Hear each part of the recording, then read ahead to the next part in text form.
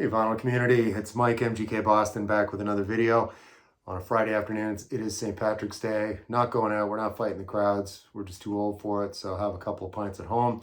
That's what we're going to be doing. But first I'm going to make this video. So this is just another follow to my series I call Playlist. This is going to be officially episode 6 of Playlist. So what Playlist is basically I keep just a running notebook, composition book where I make notes about various things, usually music or movie related, stuff I'm going to look for, want list, whatever, you know, my deep thoughts, right? They're all written down. So anyway, this is just like 10, 12 records I've been listening to the past couple of weeks since I did my last playlist video. So yeah, so you get the gist of it. It's kind of fun. And I want to thank everybody also for doing that Ireland thread. Remarkable turnout for that. I never anticipated that, and I did that just on a whim. I didn't have enough Irish artists to do that, to spell Ireland. Apologize for that, but that wasn't one of my criteria, so that's why I didn't specify that. So kudos to those of you out there that did that and did 100% Irish. Good on you, as the saying goes. So anyway, we'll start off here with an Irish band. Everybody knows them. It's the Pogues. This release is from, I want to say, 1988. Yeah, 88. I don't know what album this would have been. Probably their third studio release at this point. It's called If I Should Fall From Grace With God. That's the title track, and it's a good one. Follow right after that, Turkish Song of the Damned, Fairy Tale in New York. That's the one you always hear at Christmas time. Really good video for that one too. Matt Dillon's in that video if you're a movie buff. And Fiesta's another really good one on here. I saw the Pogues, but with Spider Stacy. Shane MacGowan had been kicked out at that point for obvious issues, and I saw that show actually on St. Patrick's Day in the spring of 1994 in Toronto at the formerly known as RPM Club. I don't know what they call it now. Big club down by the waterfront, and that was a wild night. Don't ask me who opened that show. I can't remember. I was pretty drunk. There's the band on the inside. There, of course, still with Shane MacGowan. And then there's the rest of the boys right there. So that's the Pogues. Keep kicking it off with some Irish talent here. All right. So, yeah, this is really outstanding. I don't think I've ever shown this one before, and I don't think I've ever actually seen this one in the vinyl community. This was a collaboration between the Japanese, he was like a fusion jazz guy, Stomu Yamashita, with, of course, Steve Winwood, and percussionist Michael Shreve. Michael Shreve, of course, was in the original lineup with Santana. And Yamashita actually played with Santana too. I want to say around 73, 74. I don't know what album it was. But these guys got together with other musicians, and I'm going to talk about them in a sec. Of course, here you can see they were the core of this. This was, I want to say, a 6-piece, and I'll spell out the other members in a second. Yeah, you can see Yamashita, Winwood, and Shreve.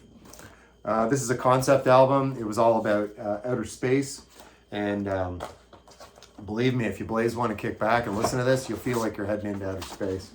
There they are right there. It looks like they're taking a break from the studio, having a little lunch. Looks like someone's having a Bloody Mary, some pints. There's Michael Shreve, there's Steve Winwood, and there's Stomu Yamashita in the center. And of course, this album is called Go. Really still nice booklet on the inside. This was released in 1976. There's Stomu Yamashita right there. So yeah, others on this one. Yeah, actually, Klaus Schultz. Any of you into krautrock out there? Klaus Schultz plays on this. And Al Di Meola is on this as well. And this other guy, Roscoe Guy on bass guitar, Roscoe Guy, and he also played on a Santana album too. Might have been the same one that Yamashita was on. I should have looked that up before doing the video, but what are you going to do? I just kind of do these videos just what's up here in the MGK memory banks. But yeah, nice to still have this beautiful liner note collection. So yeah, it's a concept album. Tracks just flow one into the other. This was Traffic officially broken up in 1974, so this came out 2 years later, and Steve Winwood was just finding his way again, figuring out what direction he wanted to go. He'd already been active for 15 years between Spencer Davis Group, Blind Faith, and of course Traffic. Then did this project. His voice on this, like, of course he can play every instrument, and play them well. But he's also a really good vocalist. And on this, I dare say, his vocals just the best, better than any of the polished solo stuff in the 80s. I'm going to talk about one of those releases in a quick second, because this listen here led me right over into the Winwood section in my collection. I listened to something else, and I'll show that in a sec.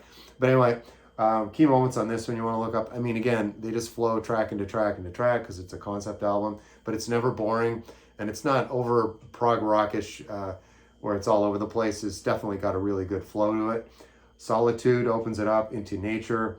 Probably the highlight on this album for the vocals I just said that are out of this world, really, is Crossing the Line. That's a really, really good track. You want to look that up. Crossing the Line, again, the name of that track. And it's Go, Yamashita, Shreve, and Winwood. If you ever see this out in the wild, pick it up. I acquired this in a collection a few years ago. I was really lucky to get it because I'm a bit of a completist with Steve Winwood stuff. And this, I think this is expensive if you have to go out and buy it. I got it in a collection. Like I said, it was just in a pile.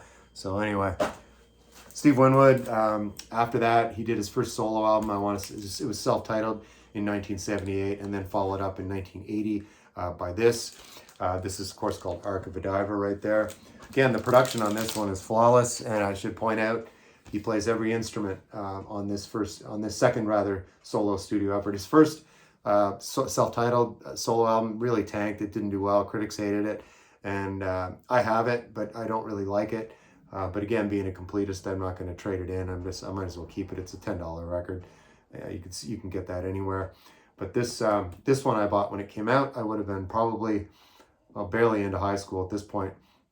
Really liked it. I really liked the song While You See a Chance. Of course, at that young age, I didn't know anything about Traffic or Blind Faith or any of that. I just really liked the song While You See a Chance. And again, it was a top 10 hit for him. So really launched him into a long, winding road of a solo career. And he's still active today. I'm going to try to put in the description section of this video.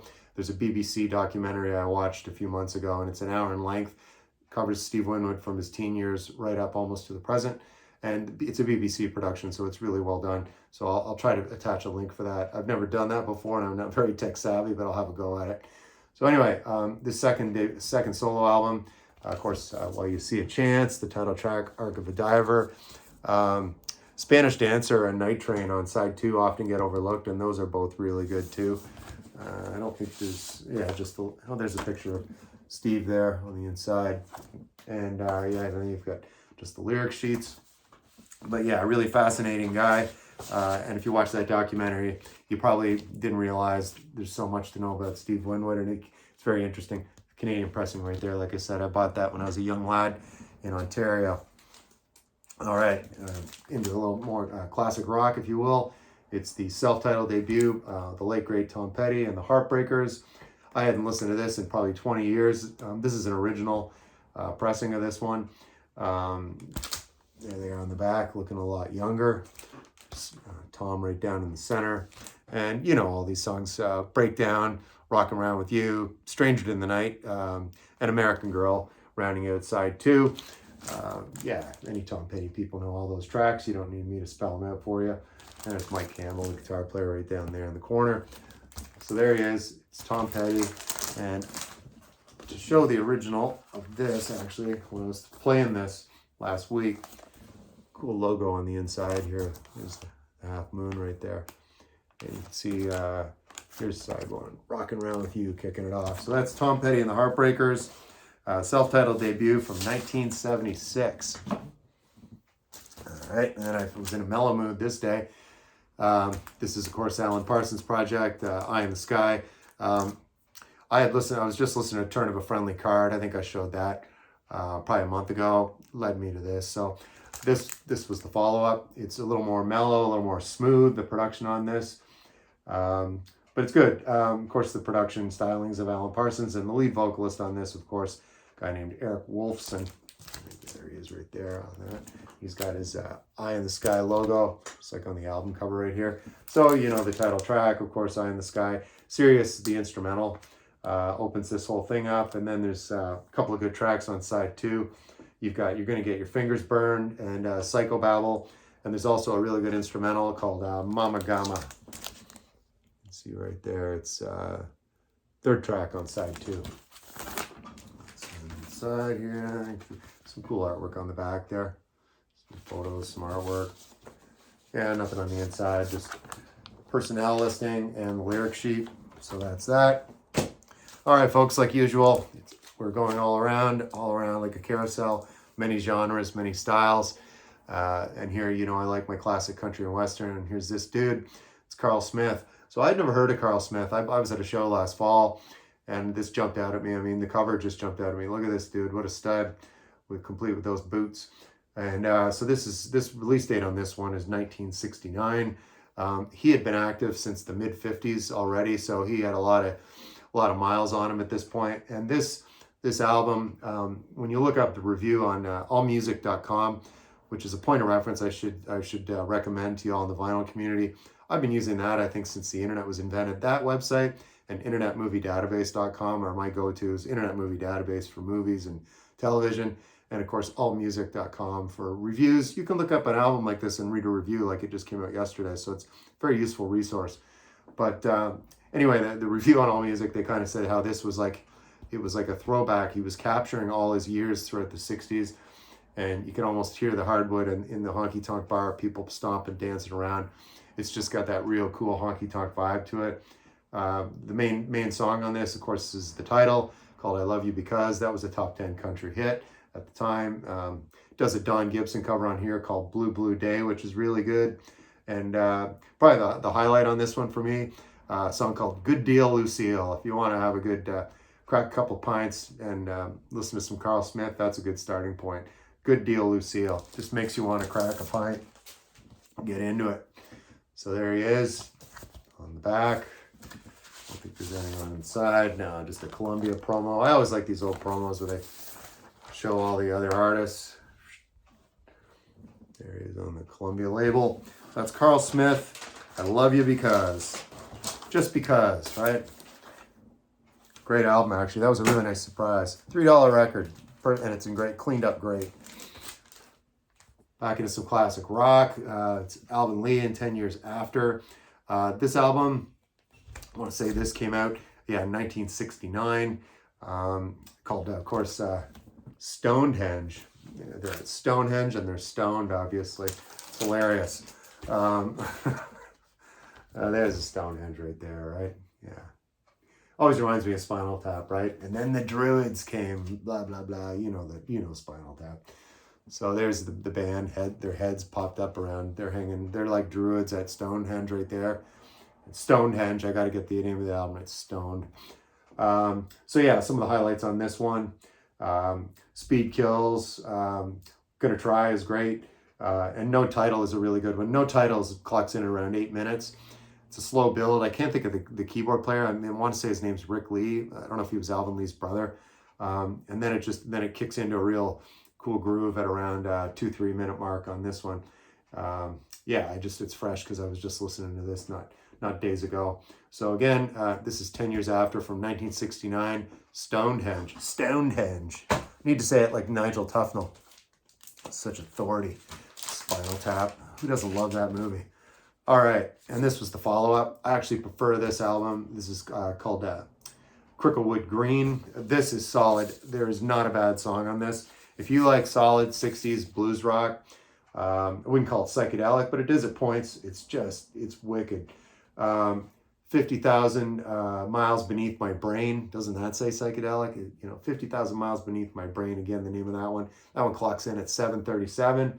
And The Sun Still Burns Away. Me and My Baby. Sugar the Road, too. Really, really, really great.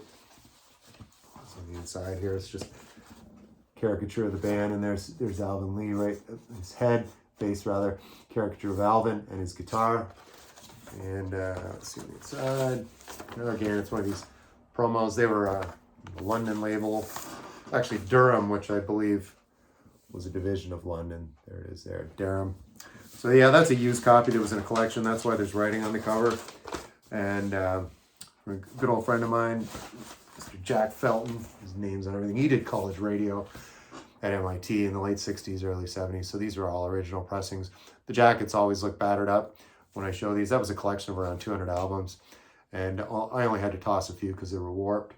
But yeah, look, go way back in the MGK vault actually, and I did a two-parter around when I started the channel, and I got that collection, and it was called Highlights from a Collection, and there's some really good psychedelic blues rock in there. So yeah, that's 10 years after the follow-up to Stonehenge. All right, and where are we at here? Yeah, it looks like we're in some jazz here. This is Stanley Turrentine. This is actually a quartet. It's Stanley Turrentine on tenor sax, Gene Harris on piano, Andrew Simpkins on bass, and a guy named Bill Dowdy on drums. This is just solid, really cool jazz. Really good. Not smooth jazz. It's cool jazz. Hard bop, if you will, yeah. So I Want a Little Girl, Blue Riff, Willow Weep for Me. It's only 5 songs, but it clocks in at around 40-45 minutes. It's just really great. Really, really, really wonderful. To quote my friend Gary at Physical Format, he said, jazz feels like that kind of music that you listen to, but you're doing something else while you're listening to it. And what I do when I'm listening to it, I just zone out and stare at the wall, or, you know, just collect my thoughts. And that's what this album's really great for. And again, it's Blue Hour by Stanley Turrentine. He calls it, his trio is the 3 sounds on this one. And of course on Blue Note, Blue Note label, the finest in jazz since 1939. So again, that's Stanley Turrentine, not quarantined. He's not quarantined. He's dead now, permanently quarantined, I suppose. All right, we're almost at the end here, folks. This Pink Floyd Metal. I think the album after this, it was Obscured by Clouds, and then Dark Side of the Moon. So this is Metal. When officially David Gilmour started having a larger part in the band, and the guitar work on this is outstanding. The only song on this I don't like is a track on here called San Tropez. I would say that's to be avoided. It's just not very good at all. It doesn't fit in with this album at all. Great gatefold there, and there's the lads right there. Okay, yeah. So yeah, it's of course, you know, Rick Wright, Nick Mason, David Gilmour, and Roger Waters. Yeah, show that again. Great photo. So yeah, if you want to look up a good live movie, Live at Pompeii is very good. I have it on DVD. I didn't drag that out for this video. I should have. Of course, they're on Capitol. So yeah, side 1 or side 2, whatever, rather, is Echoes. And that Live at Pompeii video is really great. It's on YouTube. You can look that up. It's just really, really stellar. They do. It's only them and the film crew. And then there's some excerpts where they show the band like in their trailer having lunch and stuff in between filming. That's great. Again, Live at Pompeii. Not to get too sidetracked, but if something's germane to what I'm showing, I'm going to mention it, and that's of course a good one to recommend. Pompeii. Okay, so it's Pink Floyd Metal. Really great. I have myself a Psychedelic Sunday listening to that one. And then a little more jazz. This is Joe Henderson, 1992. And this is called So Near, So Far, Musings for Miles. So the Miles he's talking about, of course, is Miles Davis. And this whole thing is all Miles Davis songs, originals, covered by Joe Henderson and his quartet. Great lineup here. You've got John Scofield on guitar, Dave Holland on bass, and Al Foster on drums. I'm not really familiar with Al Foster, but listening to this again for the first time, probably since the early 90s when I bought this is really excellent. I've been revisiting a lot of my, that's when I really got into jazz, was in the 90s. So a lot of my jazz is on compact disc, but I'm getting there with a lot of records now, catching up. So again, that's Joe Henderson, So Near, So Far, and some of the key highlights. If you know Miles Davis, you're gonna like this. Miles Ahead, Joshua, flamenco sketches, of course, from sketches from Spain, or Sketches for Spain. I have that CD too, Miles Davis original. But again, that's Joe Henderson, So Near, So Far, and there he is on the Verve label. And lastly, if you know Bauhaus or any 80s alternative music, you'll know this guy, former lead vocalist, of course, of Bauhaus. That's Peter Murphy. I want to say this is his second solo album. I don't think it's his first, but again, it's called Should the World Fail to Fall Apart. And yeah, there he is again. You can see the cover. I don't need to tell you. You're looking at it. Yeah, so the title track's pretty good. Other songs on this, Final Solution's good. Neverman, Tale of the Tongue. Of course, he was on Vertigo and Beggar's Banquet right there. Yeah, it's not his best. He can't think of the album he did after this one, but it was better than this one. And yeah, so there's some guy named Howard Hughes. Let's see, that must have been his guitar player right there. There's a good picture of Peter Murphy right there. Sorry about that reflection. But yeah, I was a huge Bauhaus fan, so I grabbed this when it came out. And of course, he did his own thing. He went solo, and then the other three guys, Kevin Haskins, David J., and Daniel Ash, formed Love and Rockets. Really excellent psych alternative. If you don't know Love and Rockets, look them up. I could have included that, but this video has gone on long enough. I think I'm around 20 minutes. So again, folks, that's my playlist, episode 6. And again, big thank you to everybody that threw in for the Ireland thread. I loved watching every single one of the videos. And if I haven't watched your video, please put a comment in my initial video where I did that a week or so ago. And let me know. I try to drop a comment in all of them, so I don't want to miss out on anything. So please let me know if you haven't seen a comment on your video. So hope everybody has a good St. Patrick's Day. It's late afternoon. I'm about ready to crack a pint. It's happy hour, heading into the evening. And so yeah, again, we're just laying low, me and Patty, not doing anything big. And yeah, so that's it. So have a good one, folks, and I'll see you next time.